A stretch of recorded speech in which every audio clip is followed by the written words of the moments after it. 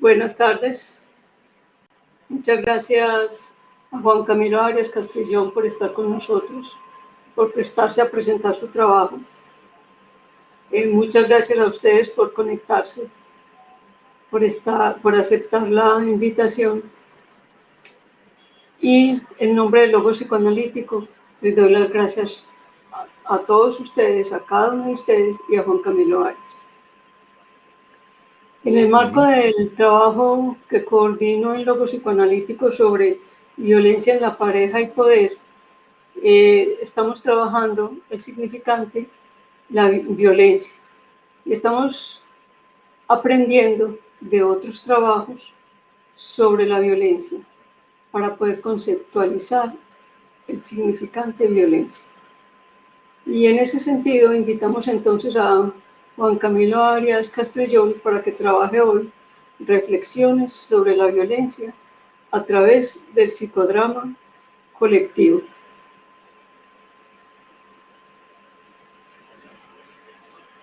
Juan Camilo. Gracias. Muchas gracias. Sí, cuéntame. Voy a presentar tu trabajo, Juan Camilo.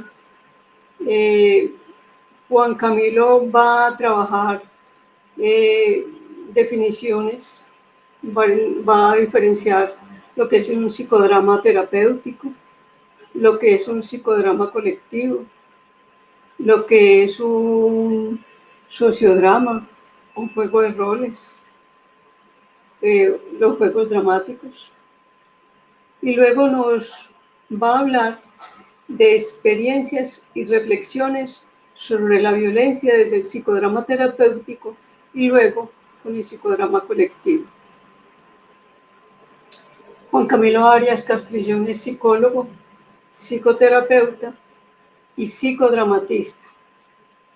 Y antes de empezar y hacer yo una pequeña introducción para tu trabajo, Juan Camilo, ¿por qué no nos cuentas cómo se hace uno psicodramatista? Porque me he dado cuenta que hace 100 años, en abril se cumplieron los 100 años del psicodrama. Y no sé si hay una especialización, un diplomado, un posgrado. ¿Cómo se hace uno psicodramatista? Ve, el psicodrama, pues originalmente lo crea Jacobo Levi Moreno, que era un tipo de un médico rumano que vivía en Viena. Resulta que este hombre se fue para Estados Unidos, para Nueva York, y allá funda su primera academia de psicodrama. Entonces empieza a crear como una especie de planes de estudio, ¿cierto? Pero no son unos planes de estudio afiliados a las universidades o a los centros de formación formales, digamos, sino que era un centro de formación de parte de él y era más como un asunto experimental.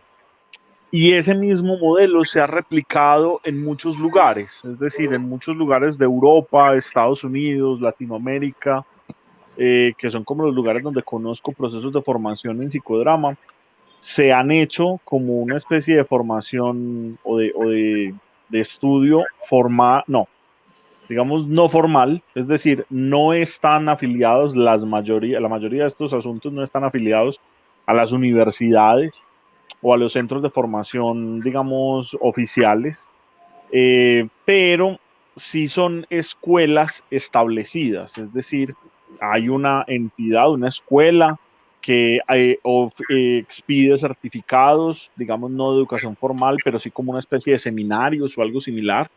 Y en la mayoría de estos lugares es una formación de más o menos 3 años, durante los cuales se hace toda una formación, no solo en la teoría y la historia del psicodrama, sino también en toda la práctica del psicodrama. Entonces, parte del plan de estudio para estudiar en una de estas academias de psicodrama es participar de las sesiones de psicodrama. Entonces hay unos componentes teóricos, es decir, unas clases teóricas con lectura de textos y discusión teórica, y hay otro componente en el cual se hacen sesiones de psicodrama. Entonces, durante el primer año, la mayoría de los que están participando hacen parte del grupo como participantes, es decir, como pacientes, por llamarlo de alguna manera. En un segundo año, la formación está encaminada a formar a los yo auxiliares, es decir, a las personas que van a ser parte del equipo terapéutico, pero que no son necesariamente el director del grupo. Y en un tercer año está encaminada a formar directores de grupo, digamos que las personas que van a hacer grupos de psicodrama, si se quiere. Esos son como la mayoría de las escuelas en Latinoamérica y en Europa y en Estados Unidos, como son como el modelo más común. Se parece un poco al modelo psicoanalítico. Yo creería que un poco más al modelo psicoanalítico de la IPA que al de ay, se me acaba de olvidar cómo es que se llaman los lacanianos, que al de los foros o el de la ANEL, ¿cierto? Se parece un poco más al modelo de la IPA. Sin embargo, hay algunas universidades en el mundo que han involucrado el psicodrama dentro de sus currículos, bien sea como una materia en el pregrado de psicología, de sociología, de educación o de trabajo social, o bien sea como un programa de especialización o de maestría. Entonces hay una maestría en psicodrama en la Universidad de La Habana, o hubo, yo creo que ya no la hay, pero hubo una maestría en psicodrama en la Universidad de La Habana y hubo otra maestría en psicodrama, creo que en una universidad en México, creo que en la Universidad de Puebla, si mal no recuerdo. Hubo también o hay procesos de investigación y de formación doctoral en psicodrama, es decir, no hay doctorados en psicodrama, pero sí hay personas que están estudiando su doctorado y están haciendo su tesis sobre psicodrama o la han hecho en países como Brasil. O creo que hay un tipo en Ecuador o en Perú que también estaba haciendo, creo que estaba haciendo su doctorado en Brasil, pero él era de Perú. Y en Colombia, por ejemplo, tuvimos en los años 80, tuvimos una maestría, que era la maestría en psicoorientación y consejería de la Universidad de Antioquia, que yo creo que ya no existe. Esa maestría tenía dentro de su currículo un componente muy fuerte de formación en psicodrama. Entonces muchos de los psicodramatistas o de las personas que hicieron psicodrama en Medellín fueron formados en esa maestría y tuvieron conocimiento del psicodrama a partir de ahí. Entonces, digamos que es una formación más o menos, digamos, informal, o sea, no es tan formal como otras específicas, como por ejemplo ser psicólogo o ser sociólogo. Podría ser un poco más formalizada o más estructurada que la de ser psicoanalista lacaniano, digamos, porque sí hay un asunto de autorización de las instituciones. Es decir, no funciona bajo el modelo lacaniano de que cada uno se autoriza a sí mismo bajo la escuela, la asistencia a la escuela y el análisis propio, sino que si hay unos certificados, sí te expiden un certificado de que te graduaste de la escuela psicodramática. Sin embargo, también hay psicodramatistas que no han vivido esa experiencia de formación y se llaman a sí mismos psicodramatistas y son psicodramatistas muy buenos y muy bien formados.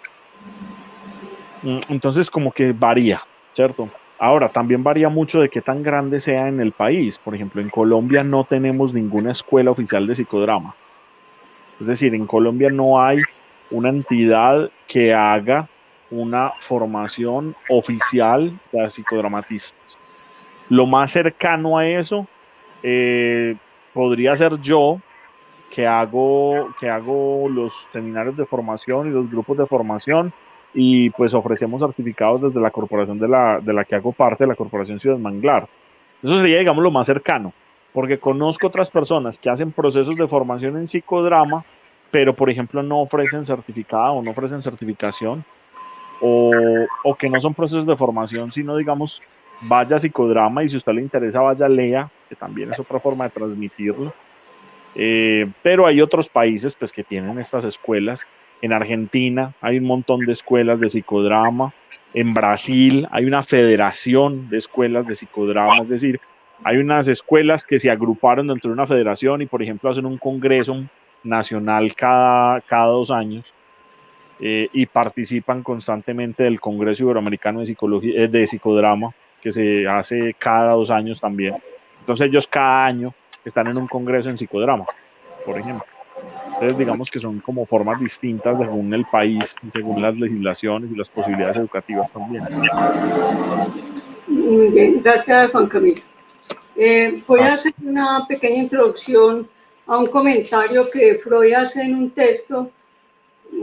Parece que fue escrito en 1906, pero publicado en 1942. O sea que es Ajá. un texto, es un escrito, es pequeño, es corto. Es un texto escrito póstumo, porque recordemos que Freud murió en 1939 y fue publicado en 1942. Él dice, Freud dice, Freud dice, inicia su texto diciendo que desde los tiempos de Aristóteles la función del drama es despertar la piedad y el temor.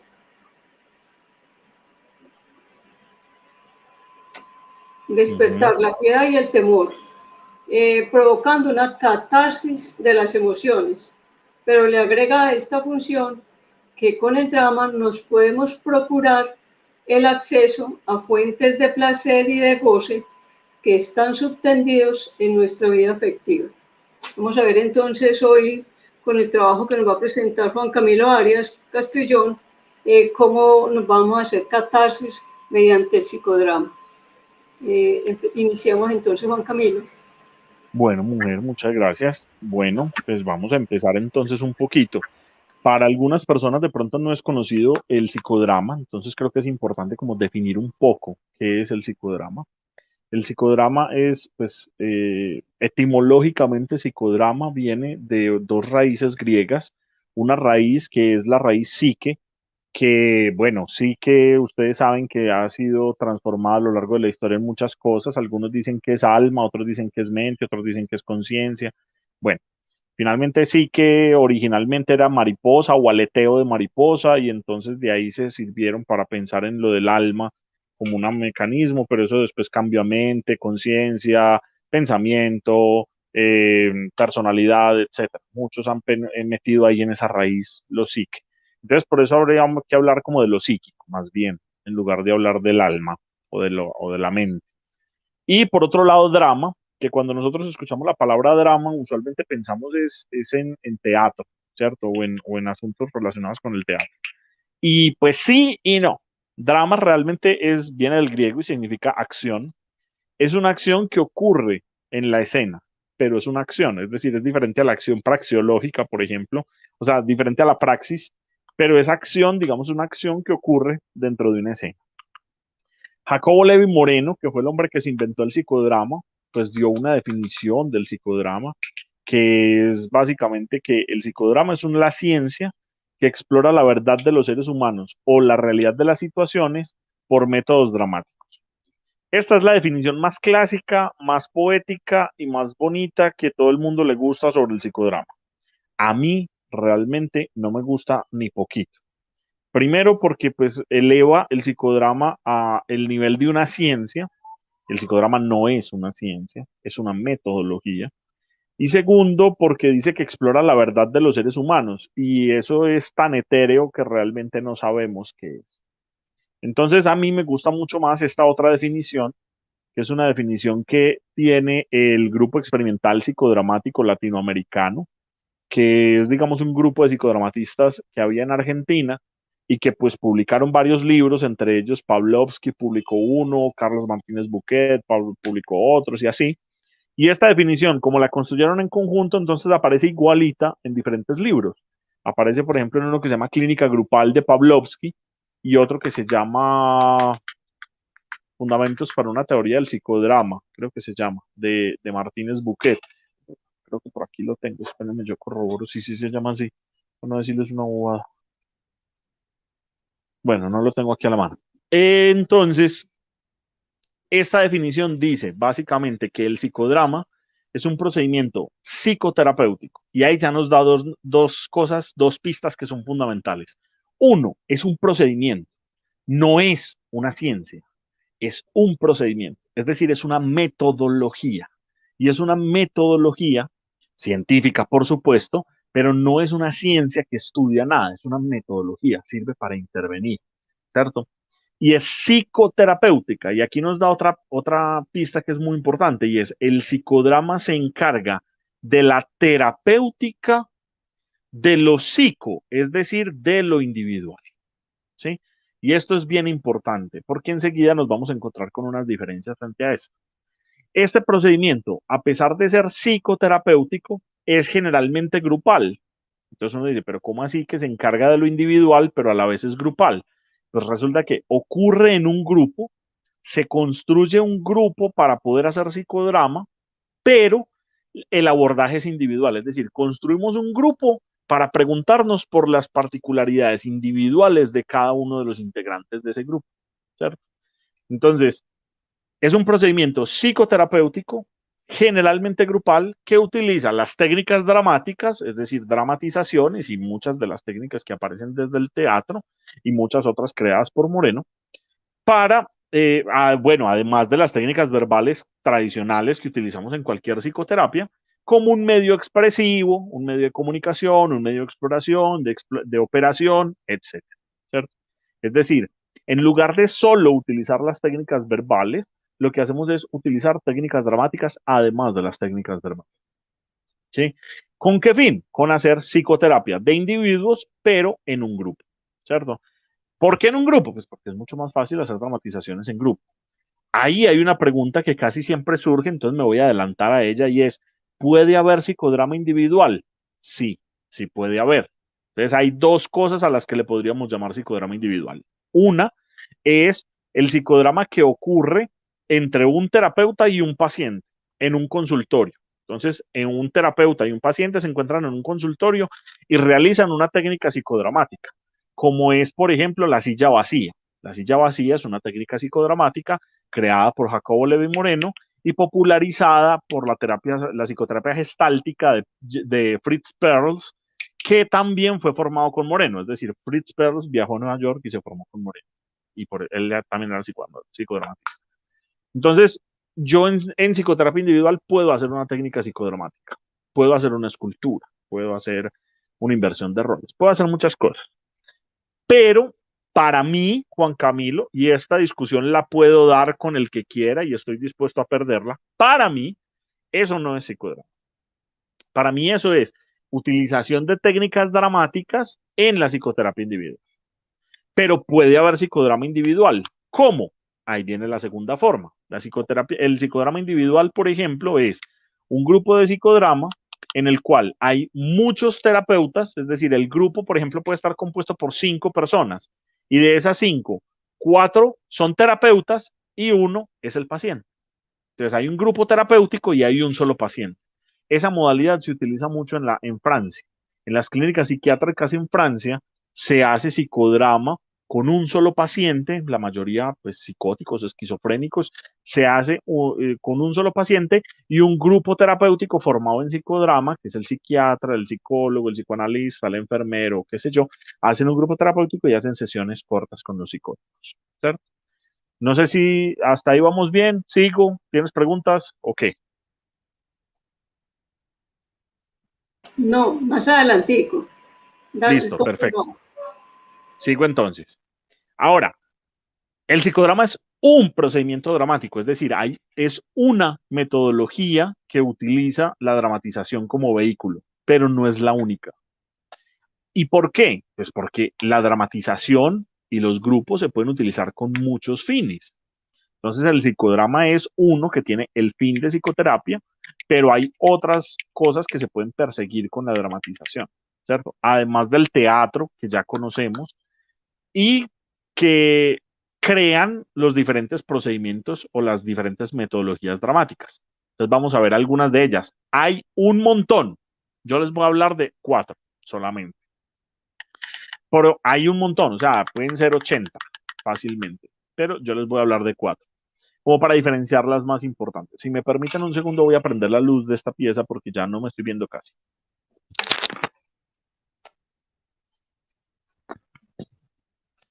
Bien, volví. Entonces hay 4 procedimientos procedimientos psicodramáticos. Perdón, procedimientos dramáticos, no psicodramáticos, sino dramáticos. ¿En qué se diferencian? Se diferencian en 2 cosas específicas. Se diferencian, 1, cuál es el objetivo que persiguen y 2, cuál es el rol concomitante que tiene el coordinador. Es decir, cuál es el rol que el coordinador ocupa en este procedimiento dependiendo del objetivo que persigue. ¿Cómo así? Entonces tenemos uno, el psicodrama. El psicodrama tiene un objetivo que es la terapia o la terapéutica de individuos, es decir, llevar un individuo que padece hacia aquello que podemos llamar la cura. Tipos de esto hay un montón, enseguida vamos a hablar de ellos, pero digamos que psicodrama, yo cojo una persona que está sufriendo y lo llevo hacia un lugar en donde, o a un momento, o a un espacio, o a una forma de existir en el que ya no sufra tanto. Ese es el objetivo, terapéutica. Entonces el rol del coordinador está supeditado a ese objetivo y es interpretar, devolver, orientar, guiar o lo que sea que usted desde su perspectiva psicológica y terapéutica defina que es la cura. Entonces, si por ejemplo, si es un psicodrama psicoanalítico, entonces el terapeuta lo que va a hacer es todo el tiempo interpretar, interrogar, interpretar los actos inconscientes que surgen en la escena, por ejemplo, interpretar o tratar de traer a la conciencia aquello que surge en la escena y que es parte como de la terapéutica psicoanalítica, ¿cierto? Si, por ejemplo, no fuera un terapeuta psicoanalítico, sino que fuera un terapeuta cognitivo-conductual, entonces estaría buscando, qué sé yo, los pensamientos automáticos y fijaría como unos diseños de sesión específicos para los pautas comportamentales y buscaría encontrar los esquemas maladaptativos tempranos, ¿cierto? Ese sería el rol del coordinador, hacer eso, ¿sí? Y podemos jugar con los ejemplos que quiera. Pero esto es diferente del sociodrama. El sociodrama tiene un objetivo y es la terapéutica de grupos, ¿cierto? Entonces, hay un grupo que ya está formado, que ya existe, ¿sí? Existe un grupo y a este grupo que también padece, o sea, que está teniendo dificultades, yo puedo hacerle un sociodrama, ¿cierto? Y aquí ya no se trata de los individuos. Entonces el coordinador puede interpretar o puede buscar la terapéutica, pero ya no de los individuos, sino del grupo. Entonces, mientras que en el psicodrama yo puedo interpretar, por ejemplo, los fantasmas del paciente, las manifestaciones de inconscientes del paciente, yo puedo interpretar los lapsus del paciente. En el sociodrama, a mí no me interesan los lapsus del paciente, a mí me interesa es la coherencia, la cohesión del grupo, la tele, la historicidad que ha tejido el grupo, es decir, los modos de relación que se tejen dentro del grupo, los medios de comunicación, los canales de comunicación, bueno, los acuerdos de la estructura grupal, la jerarquía del líder y demás. Y esto tiene que ver con psicología de grupos, ¿cierto? Que es una rama de la psicología social. Bien, no es toda la psicología social, es apenas una rama de la psicología social. Bien, pero hay otra forma en la cual podemos utilizar la dramatización para, ya no para terapéutica, por ejemplo, que es el role playing, ¿cierto? O el juego de roles, que es para enseñar, es decir, para la pedagogía de roles.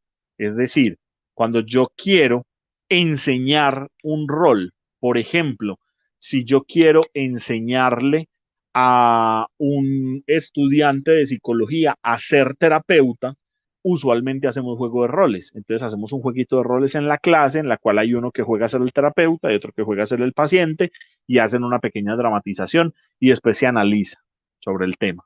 Pero no solo sirve para psicólogos, sirve también, por ejemplo, si yo estoy en una empresa y le voy a enseñar a alguien a manejar una máquina, entonces yo puedo hacer un intercambio de roles. Yo primero le muestro cómo se opera la máquina, después pongo a la persona a que la opere, después le muestro qué fue lo que hizo mal, le muestro de nuevo qué es lo que debe hacer y la persona lo hace y más o menos podemos decir si se apega o no al rol, ¿cierto? Ojo, si se dan cuenta, tanto en el sociodrama como en el role playing, el lugar del terapeuta no es, perdón, el lugar del coordinador no es hacer de terapeuta. Es decir, aquí el objetivo del coordinador no es interpretar las emociones inconscientes del sujeto, sino interpretar al grupo en el sociodrama y enseñar en el role playing.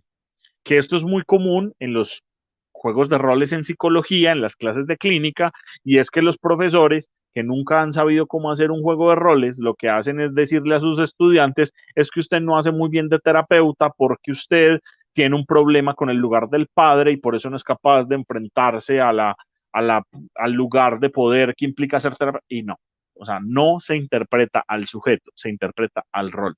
¿Qué fue lo que había que hacer en el rol que no se hizo bien? Eso implica también definir el rol previamente y muchos tampoco lo hacen, ¿cierto? Entonces, cuando hacemos un juego de roles hay que definir un rol, hay que establecer qué es lo que se quiere hacer con ese rol, hay que establecer cómo se juega el rol y mirar cómo cada sujeto va jugando a ese rol. Sobre eso también se puede jugar con un montón de cosas, es decir, yo puedo hacer un role playing, por ejemplo, para hacer una escuela de padres, yo puedo hacer un role playing o, por ejemplo, no lo sé, para, por ejemplo, enseñarle a los hombres a coquetear sin ser violentos o sin ejercer violencia de género o sin acosar a las mujeres. Yo puedo, por ejemplo, hacer un sociodrama para una empresa que tiene problemas en el área de ventas porque los de ventas no se están hablando con los de marketing, o puedo hacer un sociodrama con una familia que está teniendo conflictos familiares, o puedo hacer, no lo sé. Es decir, esto depende de muchas cosas, ¿cierto?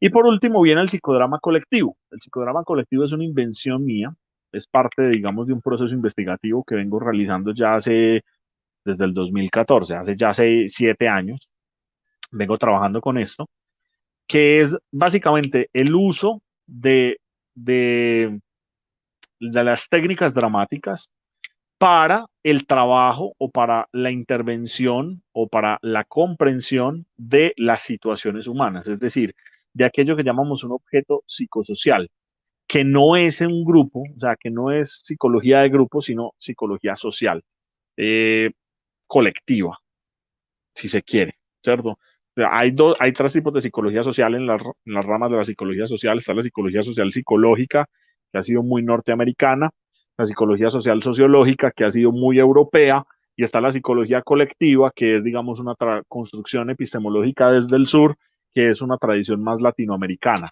creada por Pablo Fernández Cristiel, un profesor de la UNAM, y que se afinca un poco en las dinámicas de la psicología social latinoamericana.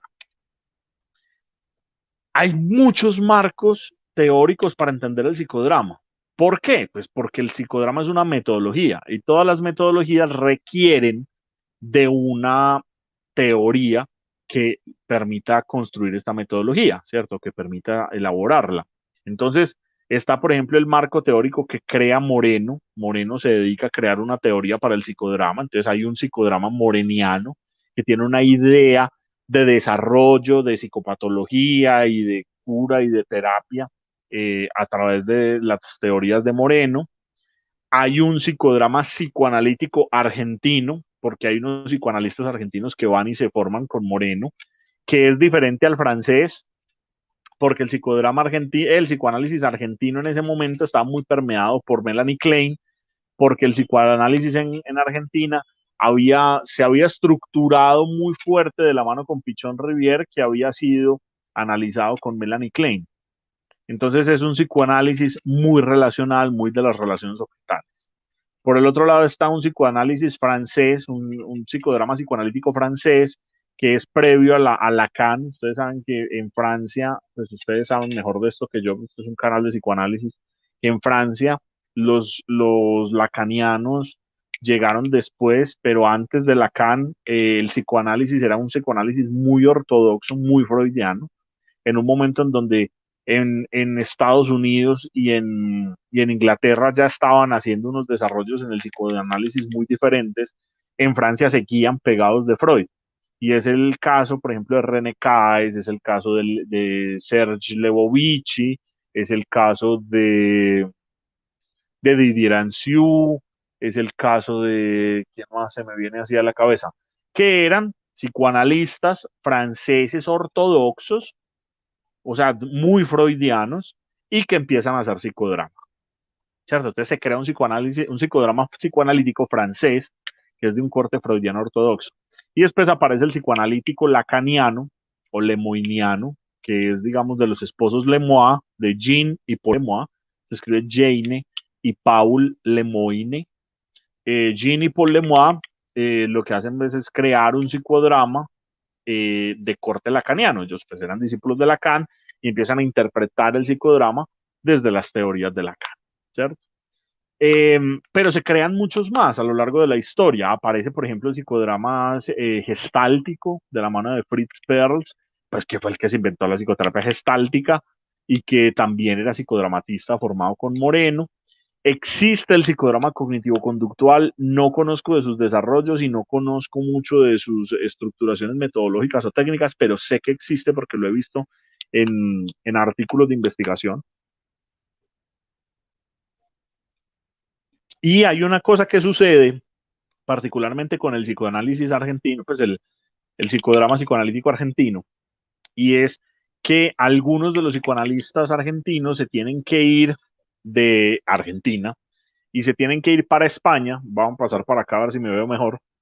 Se tienen que ir para España por la dictadura. O sea, cuando estalla la dictadura en el 76, ellos se tienen que ir para España y allá se encuentran con que ya Deleuze y Guattari venían escribiendo y trabajando bastante sobre el esquizoanálisis. Y entonces empiezan a hacer una cosa que ellos llamaron un taller de escenas temidas y se dieron cuenta que la estructura de ese tipo de psicodrama, al cual ellos llamaron multiplicación dramática, seguía mucho la estructura rizomática que proponían Deleuze y Guattari en sus libros. Entonces empezaron a estudiarlo y a trabajarlo y fundaron lo que se llamó el esquizodrama. Algunos lo conocen como esquizodrama, otros lo conocen como multiplicación dramática, pero es más o menos la misma cosa. Y de estos discípulos de Pavlovsky y de Kesselman aparece una mujer que se llama Graciela Piperno, que todavía está por ahí trabajando, que crea una cosa que se llama la terapia escénica, que es como una evolución del esquizodrama. Entonces hay un montón de marcos teóricos y seguramente hay psicodrama sistémico y habrá psicodrama de muchos tipos. Ahora, les voy a contar una experiencia que he tenido en varios talleres que he trabajado con psicodrama, que, que tiene que ver un poco con la violencia. No sé si vamos bien, si quieres que paremos un segundo y preguntemos algo. Si hay alguien que nos esté viendo que quiere preguntar algo, por favor escriba algo en los comentarios, al menos saluden, digan Oli. Camilo, Sí, yo quería preguntar qué se hace con las emociones y sentimientos que aparecen después de hacer un sociodrama, perdón, un psicodrama, sí, o un drama en general, pues. ¿Qué se hace con lo que aparece, ya sea en los espectadores, en los mismos actores? Si el llanto, pero en medio de la sesión o cuando la sesión acaba. generalmente cuando acaba. Pues cuando acaba se hace lo mismo que se haría cuando se le acaba a uno la sesión de psicoterapia, es decir, yo voy donde mi terapeuta, terminó la sesión y pues al otro día me doy cuenta de algo y estalla la emoción. Pues, ¿qué hago con ella? Trato de elaborarla, de resolverla hasta que tenga la próxima sesión de terapia, Bueno, ¿cierto? te voy a O hacer la trato de hacer pregunta. algo por el estilo, ¿cierto? No sé, es decir, eso puede gatillar una escena. En muchos casos, esas emociones que aparecen en medio de las sesiones son gatilladores o disparadores de escenas para la próxima sesión. Te lo digo porque a veces se hacen juegos de roles, se hacen estos tipos de sociodramas, psicodramas, y algunos espectadores o algunos actores terminan llorando ahí en el mismo acto, pero terminan llorando. Y yo siempre me he preguntado qué hacer con eso. Y te lo Ah, digo, pero eso no es después de sesión, eso es durante la sesión. sí, durante la sesión, sí, claro, durante la sesión. Pues es que yo creo que muchas veces los psicólogos le tenemos miedo, sobre todo los psicólogos neófitos, es decir, los que están todavía estudiando o recién graduados o están en prácticas, le tenemos mucho miedo a que un paciente llore. Y tenemos una idea, a mi parecer errónea, esta también estoy dispuesto a discutirla, y es que tenemos que contener al paciente. Sí. Y yo tengo problemas con eso de la contención. porque primero no creo que tengamos tanto poder como de contener a alguien y segundo yo creo que no se trata de contener. Entonces, durante una persona, por ejemplo, si está en una sesión y comienza a llorar, eso se llama abreacción, es decir, cuando una persona conecta una idea posiblemente reprimida y que surge a la conciencia, se conecta esa idea reprimida que surge a la conciencia con una representación emocional que se había desconectado de la idea original. Entonces, trae la idea a la conciencia, pero sin la emoción, y a partir de la representación, por ejemplo, se logra conectar esa idea con la emoción. A eso le llamamos abreacción o abreacción, y lo que produce, pues, es un llanto, o un asunto. En ese caso, pues lo que hacemos es dramatizar sobre eso, o interrogarlo, o conversar sobre el tema, es decir, elaborar qué es lo que está pasando ahí, ¿sí? O sea, no se trata de frenar la crisis porque hay que frenarla, se trata de darnos cuenta de que la crisis es la consecuencia del acto terapéutico. Y pues hay que interrogar qué es lo que está sucediendo ahí y cómo vamos a buscar la forma de resolverla. Y resolver esa crisis puede ser simplemente quedarnos quietecitos y dejar que la crisis ocurra, porque sabemos que va a parar, o en otros casos es interrogarla, o en otros casos incluso tratar de hacer de yo auxiliar y permitir o acompañar al paciente que retome sus mecanismos de defensa cuando los ha ido, cuando se han ido cayendo en algunos casos muy graves, ¿cierto? Que es lo que haríamos en una terapia normal, es decir, si yo estoy en una psicoterapia individual con un solo paciente, o yo terapeuta y un solo paciente en mi consultorio encerrados en esta cajita y mi paciente empieza a llorar, yo no corro a consolarlo ni a tratar de contener su crisis. Yo interrogo esa crisis y le pregunto y le doy el espacio para que lo haga. Incluso tuve una paciente en algún momento que me dijo, Juan, es que tengo muchas ganas de llorar, eh, siento que voy a llorar en este momento, pero no quiero que vos me veas llorando, o sea, siento que me siento muy incómoda con vos aquí. Yo le dije, no hay ningún problema, yo me voy a salir del consultorio, te voy a cerrar la puerta para que llores y cuando estés lista salís o me llamás. Y ella pues lloró el resto de la sesión, ¿cierto? Y después se levantó y se fue, ¿sí? Y pues siguió yendo y todavía está en proceso. Entonces, digamos que es parte del juego terapéutico el asunto de entender que esto pasa. Juan Y Camilo. creo que ahí hay un asunto potente que es bien interesante y es lo que pasa en los otros cuando la crisis de alguien ocurre.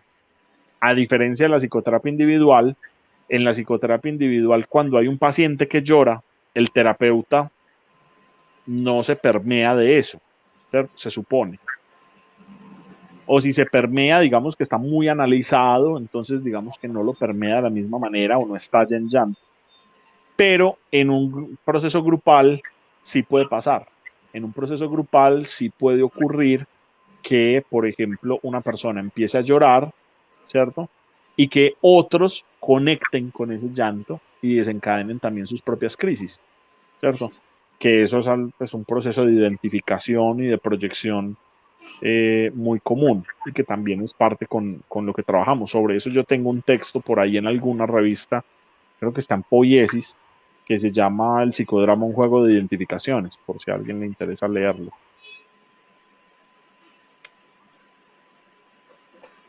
Yo te hice la pregunta, Juan Camilo, porque conozco espacios donde no son psicólogos quienes hacen este tipo de trabajo. Ujú. Y siempre me he preguntado y me ha preocupado saber si alguien que no es terapeuta, que no es psicólogo, que no maneja las emociones del otro, ¿qué hace con esas emociones? Y por eso quería preguntarte. Muchas gracias. Sí, yo creo que cuando nosotros hablamos de psicodrama, hay una, hay una, hay una asociación entre el psicodrama y, por ejemplo, la arteterapia. Yo no soy arteterapeuta y no me atrevería a hablar ni a favor ni en contra de la arteterapia, pero sí sé que hay muchos arteterapeutas que son artistas o que son licenciados en artes plásticas, pero que no son terapeutas, por ejemplo. Y esto tiene que ver con una confusión muy común que ha habido durante muchos años entre los psicólogos, los pedagogos o los licenciados y los psicoorientadores. Y es que muchos psicólogos nos creemos profesores y muchos profesores se creen psicólogos, por ejemplo. Y eso es un lío constantemente en los colegios. Eso en los colegios siempre es un peo, porque los profesores creen que son psicólogos y que cuando un estudiante tiene un problema emocional, entonces son ellos los que tienen que resolverlo. Y viceversa, que cuando es un estudiante el que tiene un problema pedagógico, es el psicólogo el que tiene que resolverlo. Y no, no funciona así. Eh, entonces, eso ha generado este problema con los arteterapeutas, pero también hay una asociación que es muy común y que normalmente es una pregunta que aparece en todas las conferencias que doy, y es si el psicodrama tiene algo que ver con las constelaciones. Y soy tajante con esto y soy recalcitrante, y es el psicodrama no tiene nada que ver con las constelaciones familiares. Y esta es una asociación muy común y muy preocupante porque en algunos casos las constelaciones han sido bastante cuestionadas, ¿cierto? De hecho, hay países donde es ilegal hacer constelaciones familiares, como por ejemplo en Argentina. En Argentina está prohibido por el Colegio Argentino de Psicólogos y por las leyes, porque el Senado expidió una ley, y en España también está prohibido hacer constelaciones familiares, por ejemplo. En Colombia no está prohibido, no está regulado, pero sí se ha cuestionado bastante. Y ojo, yo no soy quien para decir si las constelaciones son buenas o son malas o funcionan o no funcionan. Yo creo, y ojo, hablo de creencia, esto no es un argumento, es una opinión apenas. Yo creo que hay una forma de hacer constelaciones bien hechas. Y creo que hay consteladores que lo hacen bien, ¿cierto? Y que lo hacen con un soporte empírico, teórico y epistemológico claro. Pero también creo que hay muchos charlatanes, psicólogos y no psicólogos, que hacen constelaciones familiares más como un producto de venta o como una promesa de salvación o de curación, o incluso como un producto religioso, y le están haciendo mucho daño no solo a las constelaciones, a los consteladores, sino también a otros que poco tenemos que ver con las constelaciones, como los psicodramatistas, ¿cierto? Entonces, bueno, eso es importante como diferenciarlo también, y es que pues charlatanes habrán en todas partes y seguramente habrán psicoanalistas que se nombren psicoanalistas y habrán estragos con sus pacientes por falta de formación. Y habrán psicólogos que son pésimos psicólogos porque seguramente se formaron para otras cosas o creen que lo están haciendo bien y no tienen como la introspección o la crítica de hacerlo bien. Asimismo, habrá psicodramatistas que lo harán mal y que seguramente se nombrarán a sí mismos psicodramatistas, o habrán incluso atravesado por los procesos de formación que discutimos al principio. Eh, y así como hay constelaciones y consteladores que lo hacen mal, también hay psicólogos que lo hacen bien, psicoanalistas que lo hacen bien, psicodramatistas que lo hacen bien, consteladores que lo hacen bien, seguramente. Y ahí creo que también tenemos que afinarnos un poco a los criterios de la ciencia, que tiene millones de críticas y millones de problemas, pero es el discurso que más cercano que tenemos a la verdad, ¿sí? De las posibilidades de acercamiento a la verdad en términos epistemológicos. La filosofía, la religión, el arte son formas y la ciencia son formas, y hasta ahora la que más se nos parece es la ciencia. Entonces, preguntarnos, por ejemplo, que creo que esto es muy importante, es qué evidencia existe sobre el tema. Entonces aquí, cuando uno habla de evidencia, los psicoanalistas siempre brincan. Entonces dicen, no, pero ¿cómo así? ¿Qué evidencia? Que no sé qué. Que no... Calma. Hay un montón de artículos que si usted se dedica a buscarlos, los encuentra muy fácilmente, que muestran la evidencia de la eficacia de los tratamientos psicoanalíticos, por ejemplo. Es decir, si usted se busca una base de datos, eficacia, tratamiento, psicoanálisis, aparecen un montón de artículos que prueban empíricamente la eficacia de un tratamiento psicoanalítico. y que muchas veces lo ponen por encima de otros tratamientos como el cognitivo-conductual. Es decir, hay tratamientos cognitivos conductuales que funcionan muy bien, pero que si se hace la comparación en ciertos trastornos o en ciertas cosas entre el tratamiento cognitivo y el tratamiento psicoanalítico, el psicoanalítico muestra resultados mucho mejores. Asimismo, hay que preguntarse cada vez que aparezca una técnica si estas técnicas tienen ya revisiones de eficacia, es decir, si estas técnicas realmente funcionan o funcionan porque creemos que funcionan, es decir, si es una eficacia real o es una eficacia simbólica. Y, por ejemplo, existen también artículos que evidencian investigaciones que se han hecho sobre la eficacia del psicodrama, por ejemplo, en el tratamiento de ciertos trastornos o de ciertos asuntos. Y hasta ahora no solo no los conozco, sino que los he buscado y no los he visto. Y hay muchas personas que insisten en que no se han hecho. No conozco hasta ahora ninguna investigación que se haya hecho sobre la eficacia de las constelaciones familiares que prueben una eficacia real, bien establecida. Entonces, bueno, no sé qué pasa ahí.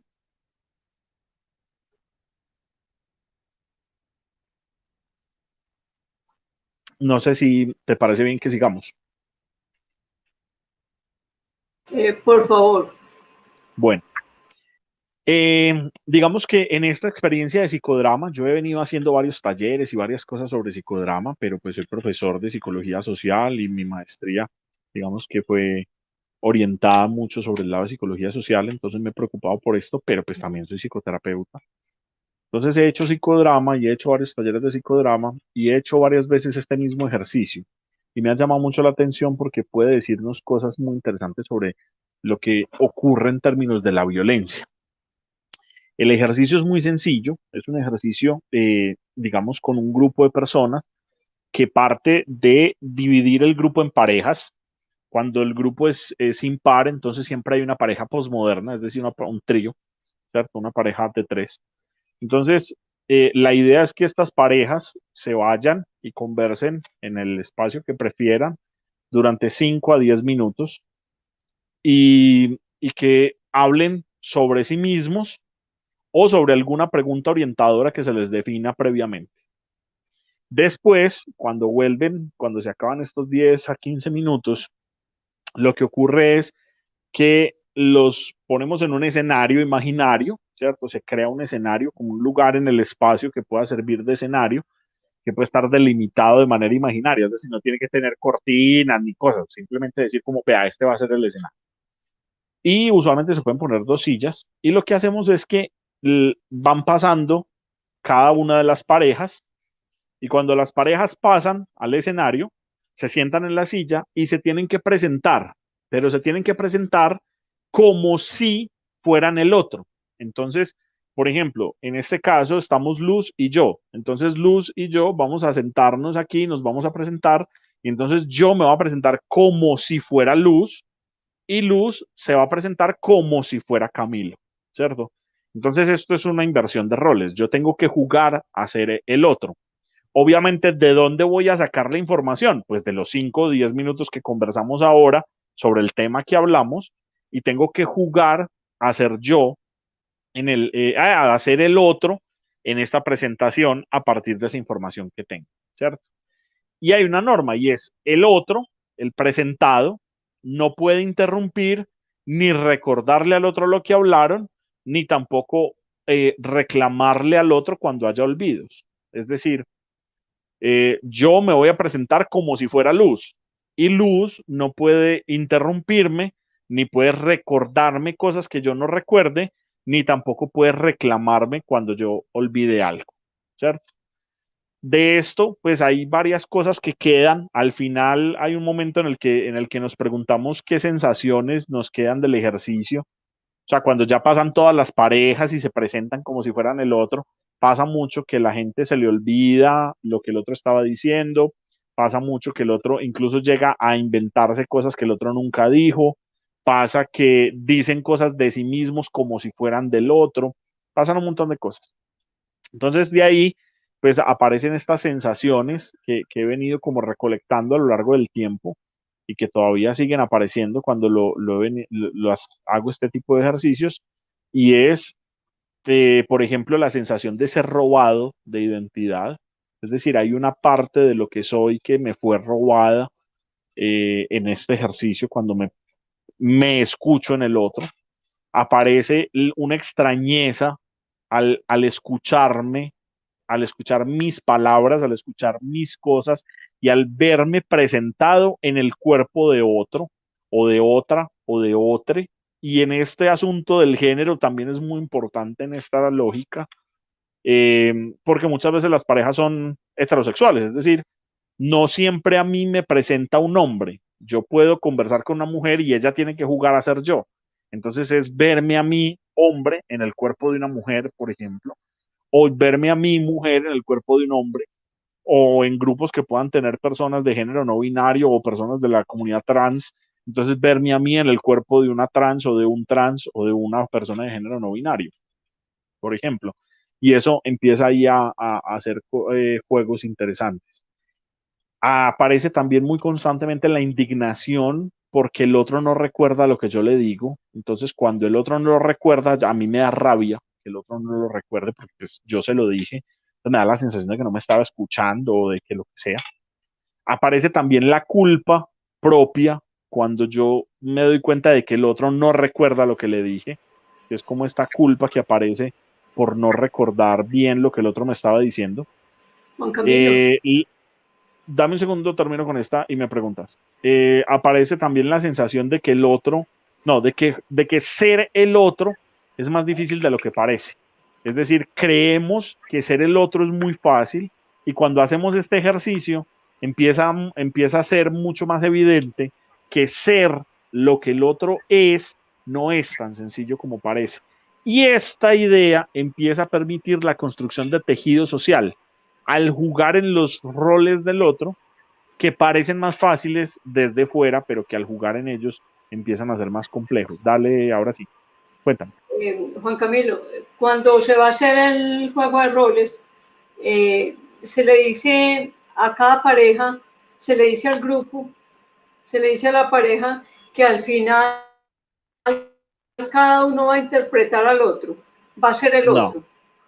O eso no, no se les no, eso no se les dice, porque si yo se los digo, dice. entonces van a Ah, muy bien. predisponer su escucha a poder saber qué es lo que van a presentar. Y la idea es evitar eso, la idea es que sea una escucha espontánea. Sí, estaba pensando en espontaneidad. ¿Cómo? Ajá. Luz, no te Estaba escucho. pensando en la espontaneidad. Ajá, sí, tiene que ver Muy bien, muchas precisamente gracias. con eso. Entonces, este tipo de ejercicios que es un ejercicio súper básico en psicodrama. O sea, pero básico es un ejercicio que hacemos en las primeras sesiones o es un ejercicio que hacemos en los talleres, en las universidades o a los lugares donde me invitan a hacer cursos de psicodrama. Es un ejercicio súper sencillo, pero que tiene mucha potencia porque despierta en nosotros la pregunta por lo esencial de la relación. Es decir, es una pareja, son solo dos personas, pero nos está preguntando por la identidad, que es algo muy propio, pero en el cuerpo del otro, entonces ahí nos empieza a preguntar por la relación, que es algo muy básico, ¿cierto? Y que de alguna forma es una manera en la cual empezamos a reflexionar sobre la construcción de tejido social y sobre la pregunta por el otro, sobre la pregunta por la realidad del otro, por la pregunta, por ejemplo, es que no quiero utilizar la palabra empatía y no quiero utilizar el lugar común de ponerme en los zapatos del otro, sino preguntarme por la realidad del otro y jugar a esa realidad como para poder entenderla. Y eso implica darme cuenta de que la realidad del otro puede ser mucho más difícil de vivir de lo que yo creo. Y eso ya me pone en un plan de identificación con el otro o en un plan de proyección con el otro y me implica construir una transferencia con el otro, que muchas veces es una transferencia de trabajo que puede servir para tejer un vínculo con el otro y construir un tejido social, por ejemplo, que en otros casos se vuelve una transferencia que puede ser también negativa y que puede crear un vínculo agresivo o tanático, pero con eso también se puede trabajar y eso también es construcción de sociedad, eso también es es vínculo social. Entonces digamos que es un primer ejercicio que puede dar pistas sobre algunos vestigios de la violencia. Sin embargo, como se dan cuenta, pues es psicodrama. Y como es psicodrama, es individual, es psicoterapéutico. Nos tiene que preguntar por lo individual. Y digamos que aquí el objeto de la violencia, que es un objeto psicosocial, pues requiere un abordaje más complejo. Que aquí también se pueden dar algunas pistas, porque al ser un asunto psicosocial, hay algo de lo psíquico que se pone en juego en la violencia, pero como es también social, el hecho de que el psicodrama permita la relación por ser grupal también favorece un poco el darnos cuenta de lo que es la violencia o estos asuntos psicosociales. Pero como el foco de lo psicosocial está puesto en lo individual y en lo psicoterapéutico, entonces hay algo de lo colectivo que se pierde, porque en el psicodrama el objetivo no sería resolver la violencia, sino resolver al sujeto violento o construir sobre el sujeto violento. Y entonces es diferente pensar la violencia a pensar el sujeto violento, que son dos cosas muy distintas. Entonces, para eso, estamos pensando en el psicodrama colectivo o podemos ¿Me pensar das el un psicodrama colectivo. permiso? Sí, ¿Me das claro, un permiso antes de que empiece el psicodrama? ¿Podrías darme claro. una diferencia o como se diría comúnmente, semejanza entre identificación y proyección? Eh, pues es que, bueno, una diferencia clave es que la identificación, según recuerdo, eso está en el diccionario de Laplanche y Pontalis, según recuerdo, la identificación, y está en el capítulo, creo que 7 de Psicología de las Masas en Freud, la identificación es el mecanismo básico de la ligación, de la ligazón emocional que un sujeto teje con otro. Es decir, un sujeto teje con el otro un primer vínculo emocional que es la identificación. Y la identificación es tomar elementos que yo identifico en el otro y o sea, que yo los veo en el otro y esos elementos que veo en el otro, hacerlos propios, ¿cierto? O sea, ahí hago mi identidad a partir de el otro, ¿cierto?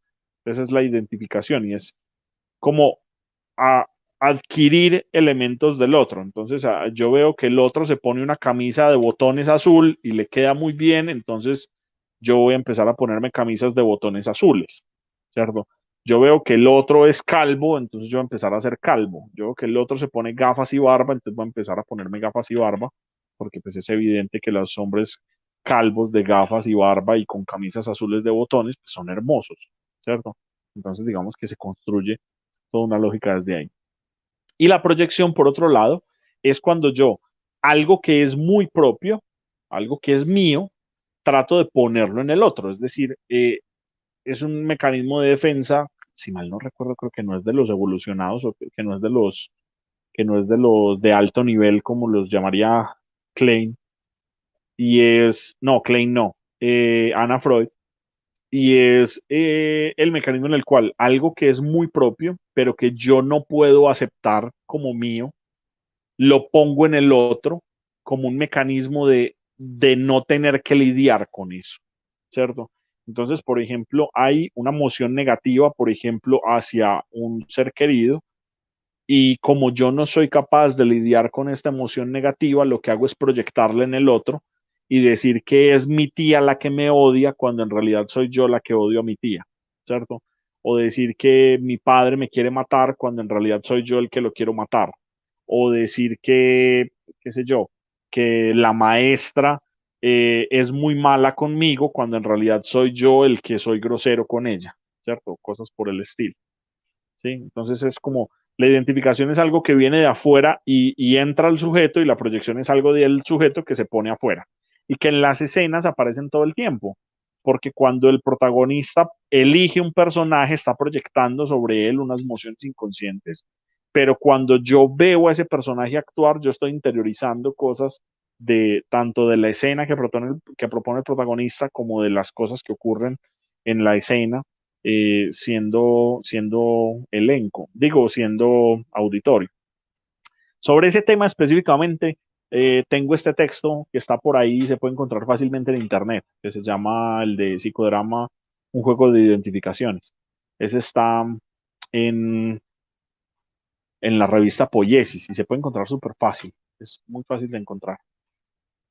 Bien, no sé si tenés alguna otra pregunta.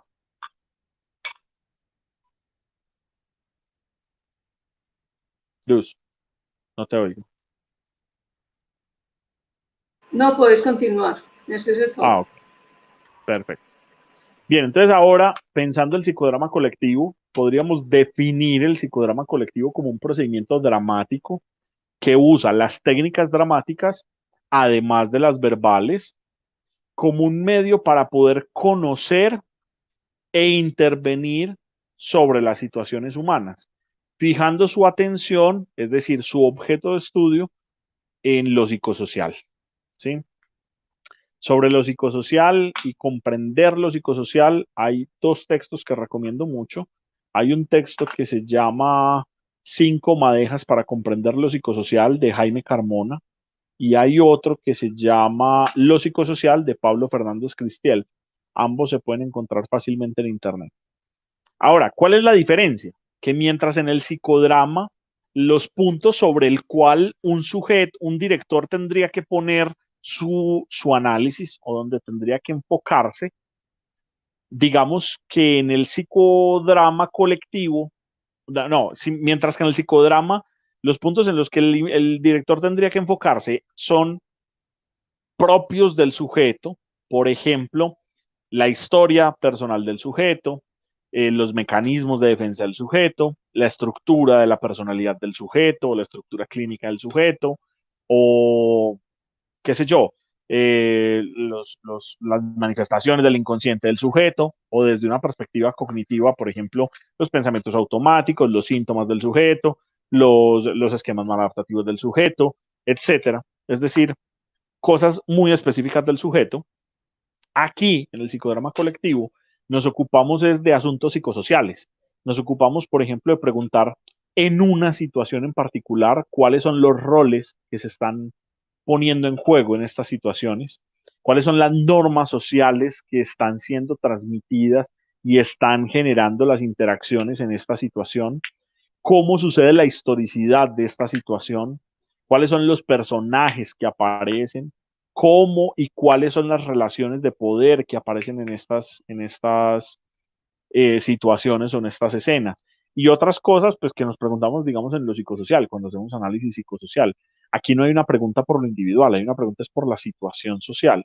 Entonces, hay, por ejemplo, vamos a mirar aquí algunas escenas o algunas posibilidades. Entonces, hay un ejercicio que yo les propongo y es cada una de las personas del grupo se sube a un escenario imaginario y al subirse hace un movimiento espontáneo, un movimiento que quiera y se baja. Después vuelve a subirse al escenario el que quiera, hace el mismo movimiento que había hecho, pero ahora los demás integrantes pueden subirse al escenario e interactuar con esta persona cuando vuelva a hacer su movimiento y lo pueden hacer de manera espontánea, es decir, si no hay un guión, nadie está llamando a nadie, simplemente el que quiera se sube y hace parte de la escena, ¿cierto? Entonces, hay un movimiento libre, espontáneo que cualquier persona hace y ese movimiento espontáneo hace que los demás se vinculen y se articulen espontáneamente a esta escena. Digamos, es una escena improvisada. Entonces, por ejemplo, hay una que se llamaba Actualidad o que le nombramos Actualidad en su momento. Esto hizo parte de mi tesis de maestría. El análisis de esto está en un capítulo del libro que se llama El psicodrama colectivo, una metodología para el estudio de las situaciones, que fue pues mi trabajo de maestría y que está publicado en el libro del psicodrama en Medellín. Ese libro se puede encontrar en Google Books, lo pueden comprar. La verdad es que yo no recibo un peso por él, entonces pues si lo compran o no, no es mayor cosa. Pero también está disponible en mi perfil de academia.edu, por si lo quieren consultar. También es fácil de encontrar en internet.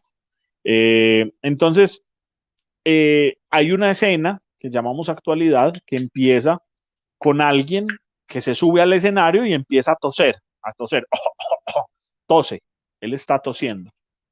Y después se baja del escenario, los demás suben, hacen sus pruebas, y él vuelve y se sube y vuelve a toser. Cuando él empieza a toser, entonces hay otro que juega y se mete a la escena y empieza a jugar como si fuera el conductor de un bus. Entonces él se pone al lado del otro y empieza y empieza a jugar como si fuera el conductor de un bus. Y empiezan a conversar y se empieza a construir sentido, se empieza a construir el significado que hay en la escena y empieza a aparecer otro personaje que se une y empieza a decir como, hey, mira, te voy a ordenar y entonces que fuman y no sé qué, y empieza a jugar a ser un repartidor, un vendedor de drogas. En otro momento aparece otra persona que se suma y es un ciudadano que está indignado y que empieza a hacer como su protesta y empieza a gritar y a decir, hey, pero ¿qué pasa? Es que esto no puede seguir así, es que mire la contaminación, es que vea la contaminación y no sé qué. Y otros se empiezan a juntar y empiezan a hacer una protesta ciudadana y se juntan algunos con carteleras imaginarias a gritar, no más, no más, no queremos más contaminación. Y empieza como esta escena así caótica y hay un momento en donde, ¡pum!, se para la escena. El coordinador, que era yo, pues detuve la escena porque ya había bastante sentido. Y aquí aparecen varias cosas. Por ejemplo, hay cosas que son muy interesantes porque todos estos chicos que estaban en la escena eran estudiantes universitarios en una universidad que queda en el centro de Medellín, cerca de la Minorista, cerca de la Plaza Minorista. Entonces, pues todos estaban vinculados más o menos por un tema en común. Algunos vivían en el Poblado, otros vivían en Laurelos, otros vivían en el centro, otros vivían en Bello, otros vivían en Sabaneta, pero todos estudian en la misma universidad que queda en el centro, al lado de la Minorista. Entonces, todos están viendo la contaminación de buses todo el tiempo. Todos ven cerca el consumo de drogas, porque cerca de esa universidad había una plaza de vicio importante en la plazuela SEA, detrás del Museo de Antioquia, por ahí por la avenida León de Grave, que incluso la intervinieron. Había gritos constantemente, pues claro, queda cerca al Sena, queda en el centro, queda cerca una plaza de vicio, queda cerca a la Minorista, entonces había gritería todo el tiempo. Había protestas ciudadanas porque casi todas las protestas que pasan por la avenida Ferrocarril, que queda ahí cerca, ¿cierto? O por la avenida Colombia, que también queda cerca, y había peleas callejeras, y eso era bastante común en estas situaciones. Entonces, digamos que la vida de estos sujetos estaba inmersa ahí, y cuando se crea esta escena improvisada, aparecen todas estas cosas que los sujetos traen de su propia vida, pero que lo traen a la escena. Pero hay unas cosas que aparecen como significados compartidos. Por ejemplo, esta sesión se realizó el 8 de abril del 2016. En el 2016, en abril, estábamos atravesando la primera crisis ambiental en Medellín. Se había creado el primer pico y placa ambiental y estaba en las redes apareciendo el hashtag Medellín, que fue cuando por primera vez algunos colectivos políticos le pusieron tapabocas a las estatuas de Botero, digamos en protesta a la contaminación que había en la ciudad. Y entonces estas protestas aparecen como un significado compartido en el cual todos estábamos inmersos por el asunto de lo que era la actualidad. Y la actualidad era eso, los reclamos ciudadanos, las protestas ciudadanas en pro de evitar la contaminación. Aparecía el significado de la contaminación auditiva, la contaminación del humo, la contaminación, la tos constante, que es el gatillador de la escena, como una forma de evidenciar un significado compartido alrededor de la contaminación. Entonces permiten dar cuenta a partir de estas técnicas dramáticas de estos significados que aparecen en una escena que es completamente improvisada y que aparece y que puede analizarse ya no como las cosas que aparecen en cada sujeto. Es decir, si lo miráramos desde una perspectiva psicoanalítica, yo tendría que mirar por qué este chico que empezó a toser, por qué eligió la tos, qué significa la tos para él, si ha habido alguna persona enferma en su familia, si eso le genera alguna idea de algún trauma de alguien que tosió y que probablemente nos dirá, ay, sí, mi tío murió de cáncer, bueno, cuéntame de eso, ay, no sé qué, y elaborar todo el asunto de la tos. Pero no se trata de él, se trata es de la escena y de la situación psicosocial. Entonces desviamos el análisis no a enfocarnos en el sujeto, sino en una cosa holística, que son los significados compartidos. Entonces aparecen los roles. ¿Cuáles son los roles? Pues aparece el rol del conductor de bus, aparece el rol del jíbaro, el que tose, el ciudadano enfadado, la protesta ciudadana, son los roles que aparecen. Aparecen también las normas sociales, entonces las normas de quejarse con el otro, de protestar con el otro, de todas las relaciones de poder. Aquí no se ve tanto la relación de poder, pero en la próxima sí se va a ver mucho más evidente. Entonces aparecen como estas formas de pensar y de analizar una situación que nos puede dar pistas para comprender las situaciones y que a su vez nos pueden dar pistas de por dónde se puede intervenir una situación que puede llegar a ser una problemática psicosocial. ¿Te parece si seguimos con la siguiente o tienes alguna pregunta o quieres que conversemos de algo?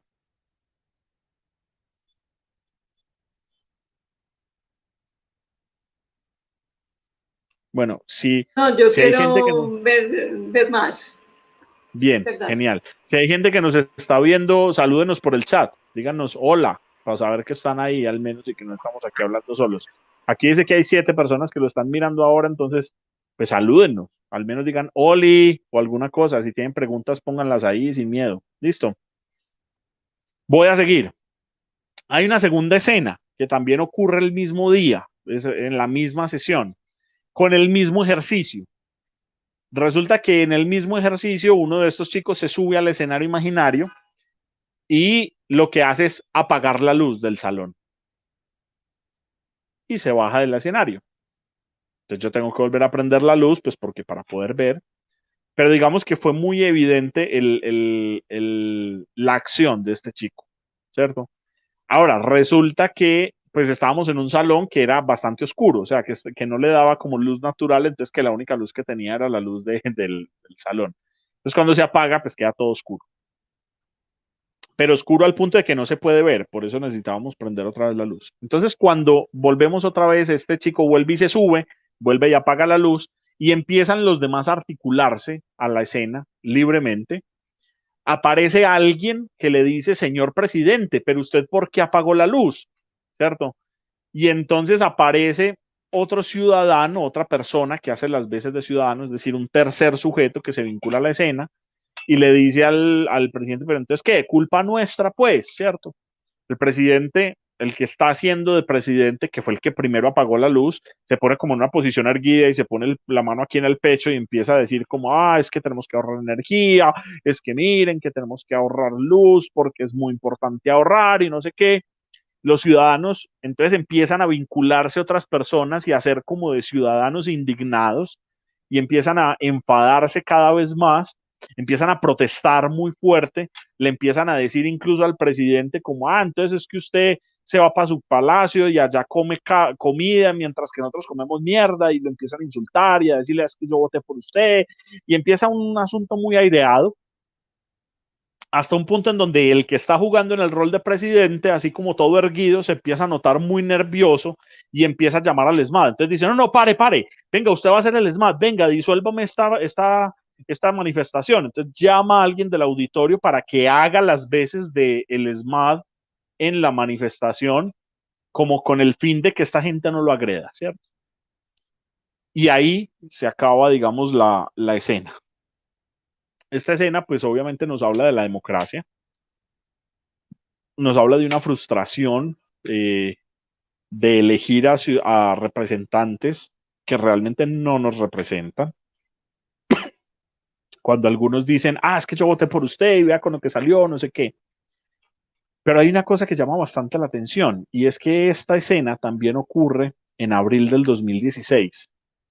Y si recuerdan, en el 2016 Colombia había atravesado un proceso de racionamiento de agua y de luz, es decir, de energía eléctrica, porque había habido, por el fenómeno de la niña, si mal no recuerdo de la niña o el niño, ya no recuerdo cuál era, creo que fue el de la niña, había producido una sequía en Colombia muy fuerte que había dificultado el funcionamiento normal de algunas hidroeléctricas en Colombia y que además había en esa misma época, o sea, había unas hidroeléctricas que no podían funcionar porque los embalses estaban muy bajitos porque no había llovido. Y por otro lado, estaban otras hidroeléctricas que sí podían funcionar, pero que estaban malas, o sea, estaban en un proceso de reparación. Es decir, sus embalses estaban en los niveles adecuados, pero estaban en un proceso de reparación.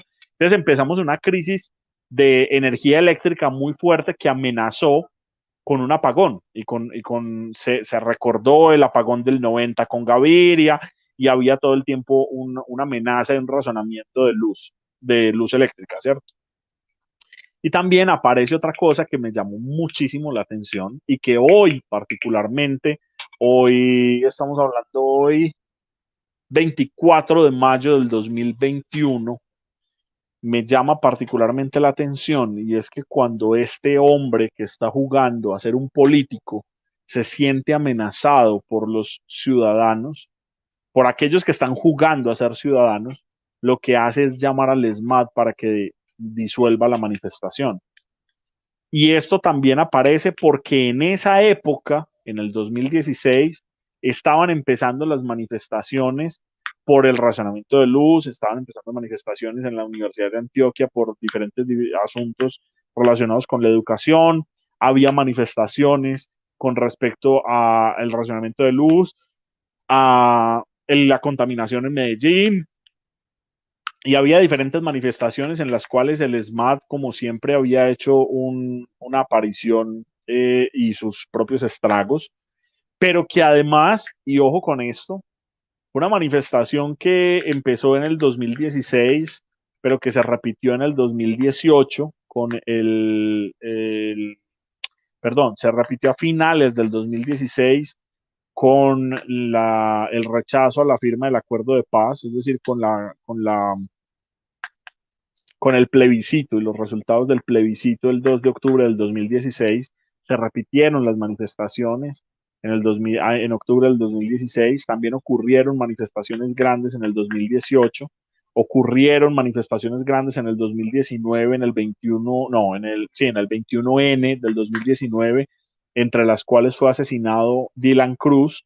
Después ocurrieron manifestaciones en Colombia después de la cuarentena en el 2020, en el 9 de septiembre y los días subsiguientes, en el 9S después del asesinato de Javier Ordóñez a mano de la policía. Y hoy, en pleno 2021, estamos en un paro nacional con manifestaciones que siguen en las cuales han sido asesinadas hasta el día de hoy 43 personas, según las cifras de Temblores ONG, y ha habido aproximadamente 2.990 actos de violencia policial en, según la cifra de Temblores ONG, ¿cierto? Entonces, me pregunto por esto porque aparece en el 2016 como algo coloquial y siempre aparece cuando hablamos de manifestaciones ciudadanas la idea del SMAT, la idea de los antidisturbios, la idea de la policía. Y hoy, 2021, estamos viendo las repercusiones en unas cifras escandalosas que, pues para mí, pensar que hay un solo muerto por una manifestación es terrible. Ahora imagínate 46, digo 43. Pensar que hay un acto de violencia policial es terrible. Ahora imagínate 2.990 actos de violencia policial, incluyendo abuso sexual, que definitivamente no tiene por qué pasar el abuso sexual en las manifestaciones. Entonces, digamos que es interesante pensar de alguna forma cómo una escena de psicodrama totalmente improvisada nos puede hablar de cómo este tipo de significados, este tipo de escenas nos habitan como ciudadanos, nos habitan como parte de un sistema social y que a la hora de construir escenas nos permiten evidenciar los mecanismos que tenemos y las relaciones de poder que se manifiestan, ¿cierto? Todas estas escenas son improvisadas, ¿cierto? Se pone en evidencia, por ejemplo, personajes o roles que aparecen en las situaciones sociales. En ambas, por ejemplo, aparece un reclamo ciudadano o aparece, digamos, una protesta ciudadana por unos derechos, en un lado por la contaminación y en el otro lado por el racionamiento de luz, ¿cierto? Cada uno de estos individuos interpreta el rol desde su propia subjetividad, es decir, el sujeto que estaba interpretando el rol de presidente, él interpreta ese rol de presidente desde su propia subjetividad, desde lo que para él sería ser presidente. pero el rol de presidente viene cargado con unos significados y con una historicidad, ¿cierto? Lo mismo aquellos que iban a jugar a ser el SMAD, o los que estaban jugando a ser ciudadanos indignados, o el que estaba jugando a ser el jíbaro, o el que estaba jugando a ser el conductor de bus.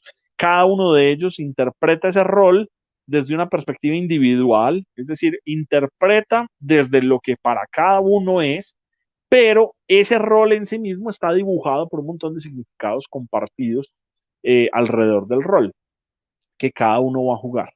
Lo mismo las normas sociales también se hacen evidentes, ¿cierto? O se pueden poner en evidencia a través de los modos de interacción. Ahí, por ejemplo, hay normas sociales que están muy claras y es, por ejemplo, el que manda es el presidente, ¿cierto? O el presidente puede recurrir a la violencia. Hay otras normas sociales que son evidentes, como por ejemplo, si el presidente no hace lo que el pueblo quiere, entonces hay que reclamarle.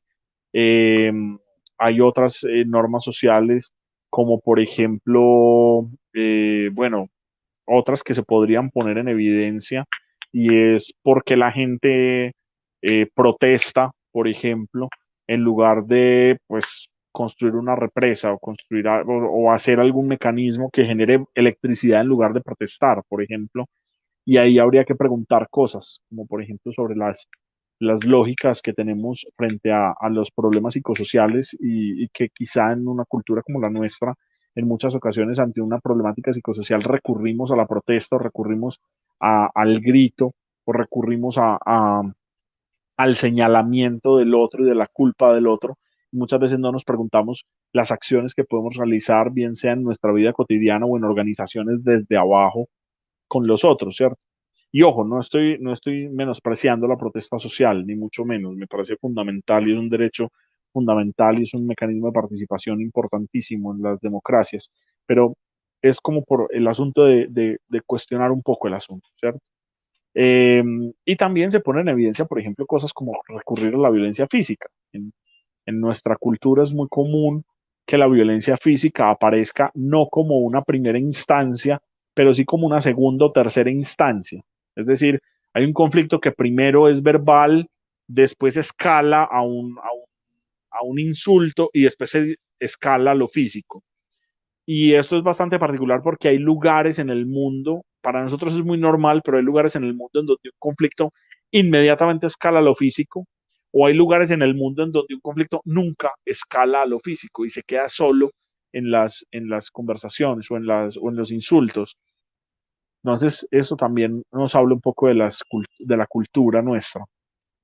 Y pues las relaciones de poder se pueden ver, digamos, por ejemplo, en las maneras de organizarse de los sujetos en el espacio. Algunos se ponen en sillas por encima de otros, otros se ponen, digamos, se agachan o se sientan frente a otros. Y eso, por ejemplo, puede dar evidencia de las relaciones de poder.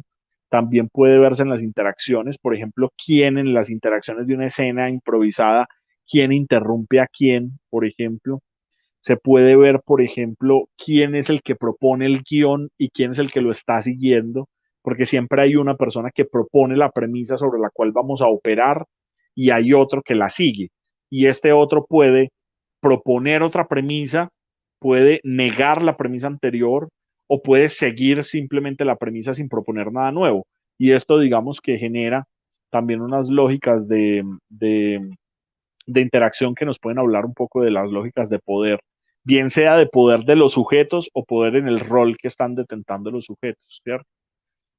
Eh, bueno, que tiene que ver con esto de si el rol hace parte de la personalidad del sujeto o si es parte del rol que juegan. Entonces, eso también es una pregunta y es, por ejemplo, ¿le obedecen a Daniel porque Daniel es Daniel?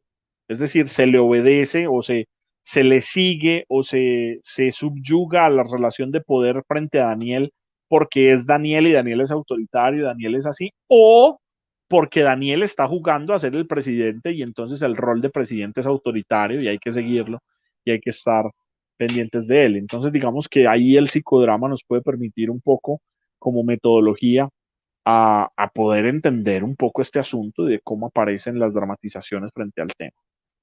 Algunas reflexiones finales. No sé si quieres preguntar algo o termino con esto y después conversamos.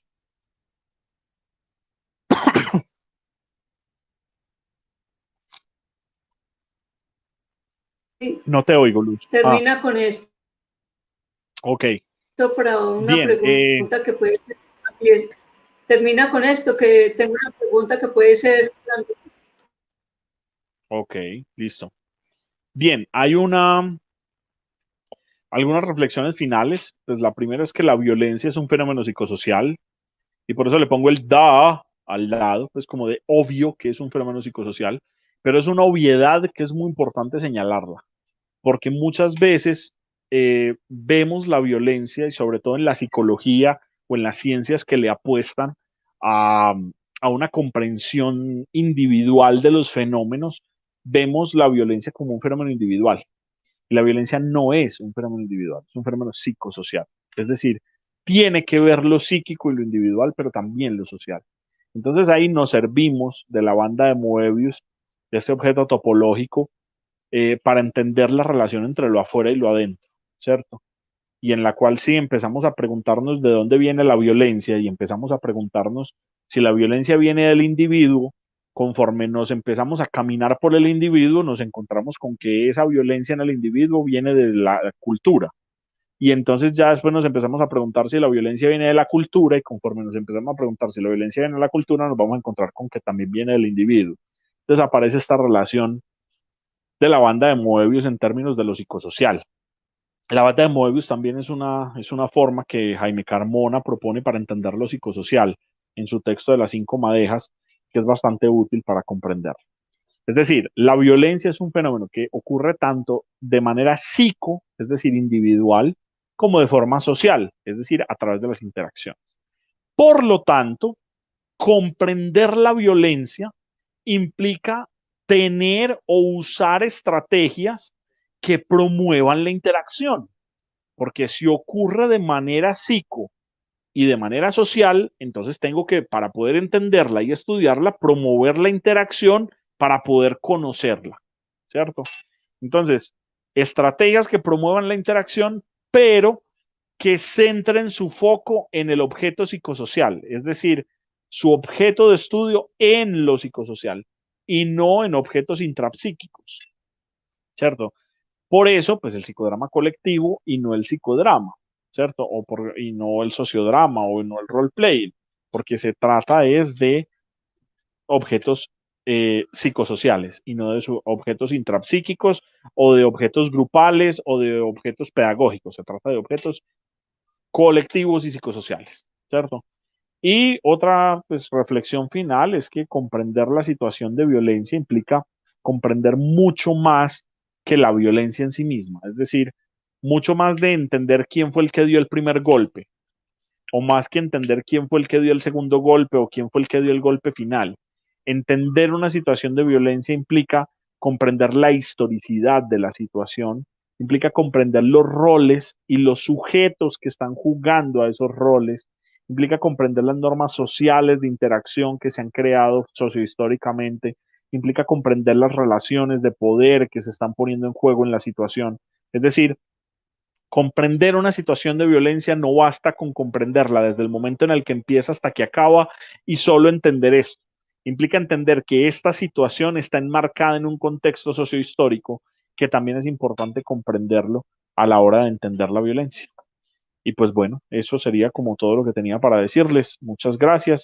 Ahí están mis redes, mi Facebook, Juan.ariasju, mi Instagram, Juan.ariasju.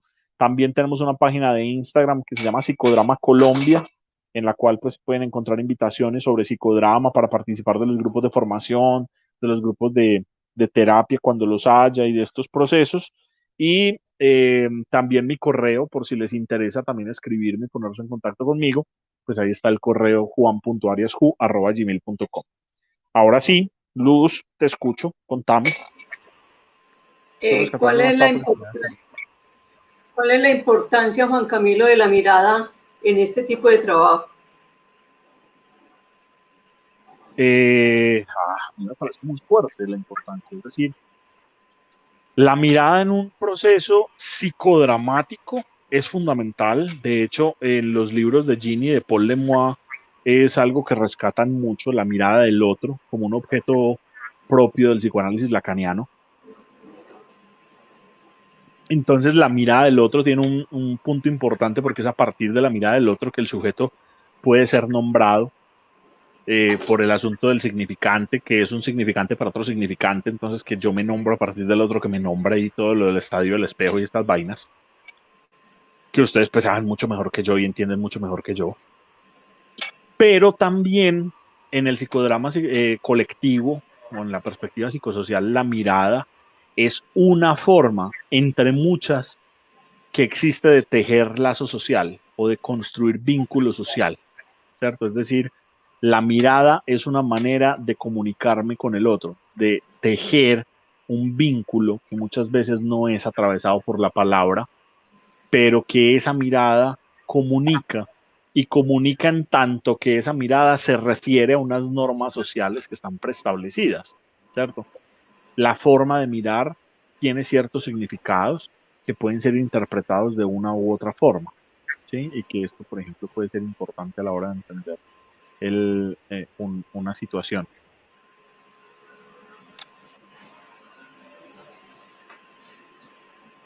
Un saludo muy especial a Comando, a Camilo López y a Marjorie Correa que nos están viendo. Espero que estén disfrutando y si tienen preguntas, pues háganlas tranquilos con toda confianza. Y si no tienen preguntas, pues bueno, ojalá que estén disfrutando este espacio. Camilo, la última pregunta por lo que veo. En el texto, en ese escrito, pequeño escrito de Freud, de personajes que se llama personajes psicopáticos en el teatro, En Freud el dice, escenario. la contemplación apreciativa de una representación dramática cumple en el adulto la misma función que el juego desempeña en el niño, que es Ajá. satisfacer la esperanza de poder hacer cuanto los adultos hacen. Y leyendo eso, se me ocurrió preguntar qué hacen los protagonistas, el director, quien dirige, qué hacen con los espectadores. Bueno, Porque a los espectadores pues en el, pasa algo. claro, en el psicodrama, por ejemplo, los espectadores cumplen un punto importante, es decir, la sesión psicodramática se divide en tres partes: el caldeamiento, la acción y el compartir. Entonces, en el compartir es un tercer momento. Sobre esto tengo una conferencia en YouTube, que la pueden buscar también en mi canal, que por ahí debe estar, como que habla un poco sobre estos tres momentos y como las particularidades de cada momento. Y en este último momento, que es el compartir, es un momento en el cual se hacen preguntas o se hacen elaboraciones sobre todo lo que pasó en la sesión, sobre todo lo que pasó en las escenas.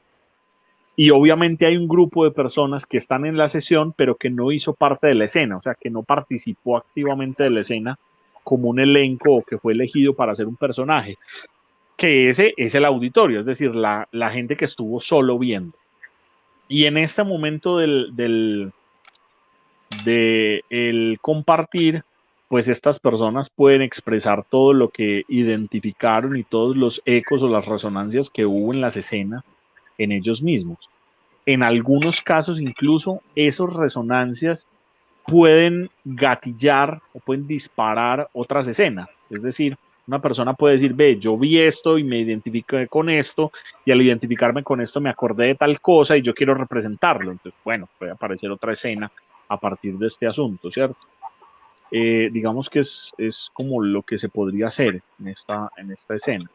En el psicodrama colectivo también las personas que no participan de una escena podrían simplemente compartir un poco del análisis que hagan de la situación o de las identificaciones que sintieron o de las construcciones que tienen sobre el tema. Es decir, podríamos preguntarnos si las personas que no entraron a la escena al hacer la protesta en la escena de señor presidente, ¿por qué apagó la luz? Si hubo gente que no decidió entrar a escena a reclamarle al presidente, si estas personas no lo hicieron porque no querían hacer parte de la escena o porque estaban dentro de la escena pero jugando al rol de espectador pasivo, como muchos de nosotros que no vamos a las marchas pero las vemos por internet, por ejemplo. cabría hacerse esa pregunta y pues habría que preguntárselo en ese momento a la gente, ¿cierto? Y creo que eso nos podría dar algunas pistas también. Camilo, No sé si te respondí. Sí. comando pregunta. Muchas veces se dice que la violencia surge cuando se agota el registro simbólico. Aún así, se podría hablar de violencia simbólica o toda violencia es parte de lo real.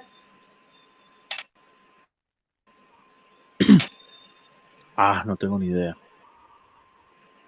No, yo creo que lo que pasa es que yo no creo que toda violencia sea real. Ojo que aquí, pues tengo que advertir una cosa que ya lo he advertido en otro conversatorio y es, yo no soy psicoanalista y no hablo muy bien el lacaniano, o sea, no hablo fluido, lo entiendo, pero no hablo lacanés fluido, ¿bien? Eh, yo creería que sí, hay violencia que no es real, hay violencia que tiene algo de lo simbólico, o sea, la violencia también comunica, la violencia también es una manera de decir algo, ¿sí? La forma en la que se ejecuta la violencia, la, la elección que se hace del momento, de la forma, de la persona, de la intensidad, también comunica algo. No es lo mismo darle un golpe a alguien que darle un balazo o darle una puñalada. Son niveles diferentes y no toda violencia tiene como fin la aniquilación del otro. Entonces, no toda violencia es en sí misma real. Hay violencia que es simbólica. Hay violencia que, por ejemplo, se establece no con el objetivo de aniquilar al otro, sino con el objetivo de que el otro se dé cuenta de algo. Por ejemplo, la violencia que ocurre en la pareja es muy común. Y es yo violento a mi pareja gritándole o insultándole o pegándole, no porque quiera matarlo o matarla, porque probablemente quisiera que siguiera vivo o viva, sino porque quiero que se dé cuenta de algo que me está dando mucha rabia, por ejemplo. Y en ese sentido, en Camilo, tanto que comunica y está cargada de sentido, creo que la violencia también puede ser simbólica. Y también tiene una dimensión de lo real, obviamente, pero creo que es simbólica también. O sea, no toda la violencia podría ser real, creería yo. Blanca hace un comentario y dice que la violencia silenciosa. ¿Blanca? Sí, se comunicó conmigo por mi chat. Ok, ya, porque yo estaba aquí mirando y yo aquí, ¿dónde está Blanca? Sí, la violencia silenciosa, digamos que también comunica. Es decir, comunicamos, y yo creo que eso es algo bonito que tiene el psicodrama, y es no solo decimos con la palabra, también decimos con el cuerpo, ¿sí?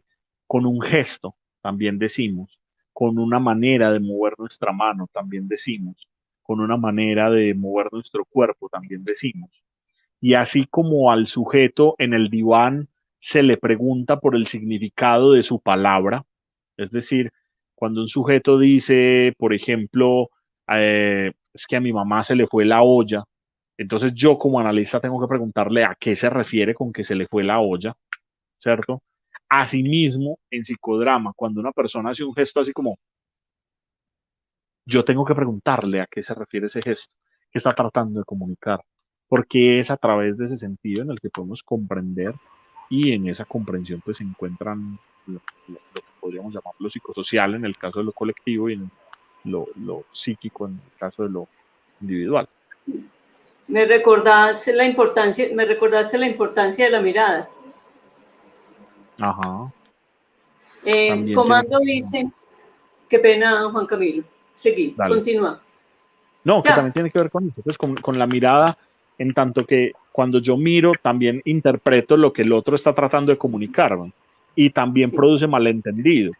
Es decir, el comunicar con el cuerpo también produce malentendido porque lo que yo trato de decirte no es exactamente lo que estás tratando, lo que tú estás escuchando.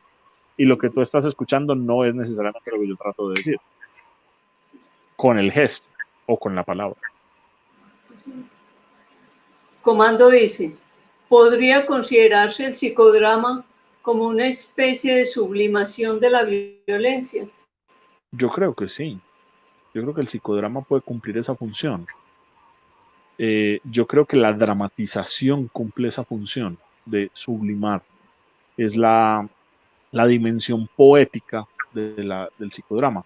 Ahora, la diferencia es que el psicodrama y el psicodrama colectivo son metodologías de estudio y de intervención, pero por ejemplo el teatro cumple también con esa función. Es decir, yo puedo dramatizar no con el fin de terapiarme, que es para lo que hacemos psicodrama, o yo puedo dramatizar no con el fin de comprender una situación social, que es el psicodrama colectivo, sino que puedo dramatizar simplemente porque quiero hacer una obra de teatro sobre el tema, y eso es sublimación. Y yo creo que gran parte de las obras de teatro en Colombia tienen que ver con la violencia precisamente como un mecanismo de sublimación de la misma. Pero ojo, el Podría juego de decir, los niños, el juego de los niños, que también lo podemos hacer de grandes, también es un acto de sublimación. Es decir, nosotros también podemos dramatizar jugando y través de ese juego hacer sublimación de lo inconsciente y de las emociones violentas o de las, digamos, de las pulsiones tanáticas y de los actos violentos. Es decir, y sobre esto, por ejemplo, está el texto del creador literario del fantaseo, que es de Freud, no recuerdo de qué año, pero también está por ahí, y es también un poco de cómo la acción dramática puede operar en esos tres niveles. O sea, la acción dramática puede operar en un nivel terapéutico, que es el psicodrama, en un nivel estético, que es el teatro, y en un nivel lúdico, pues que es el juego de los niños, que cuando grandes también podemos jugar a hacerlo, pero que cualquiera de estos tres tiene dentro de sí las otras tres dimensiones. Es decir, el teatro lúdico que hacemos con los niños que juegan a ser caballeros del zodiaco tiene algo de terapéutico y tiene algo de estético. El teatro que se hace en los teatros, pues en el Matacandelas, por ejemplo, hay algo de ese teatro que es estético, pero también hay algo de ese teatro que es terapéutico y hay algo de ese teatro que es lúdico. Y en el psicodrama, pues hacemos terapia, pero también hay algo de esa dramatización terapéutica que es estética y también hay algo de eso que también es lúdico. y podría entonces uno decir que es preventivo. Ah, eso depende de a dónde se enfoque. Yo no sé. Pues yo no sé si, por ejemplo, yo puedo decir que en lugar de hacer la violencia, hagamos psicodrama. Ah, yo no me atrevería a decir tanto. Pero sí podría comprender, por ejemplo, a través de psicodrama, comprender la situación que está generando violencia y buscar la forma de resolverla.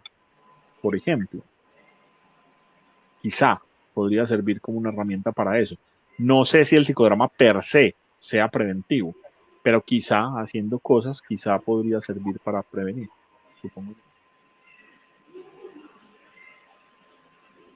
Bueno, Juan Camilo, Logos Psicoanalítico te da las gracias por tu excelente trabajo, tu especialización, nada común, nada fácil me parece.